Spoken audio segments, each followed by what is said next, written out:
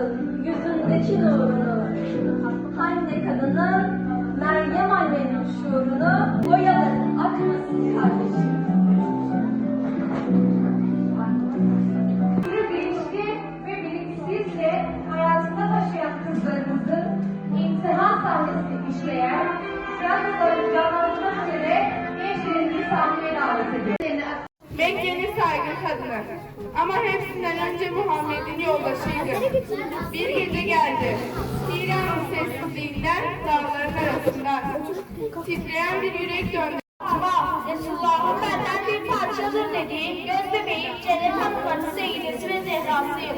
Mekke'nin çileri günlerinde doğdum. Çocuk yaşımda Kabe'de babam.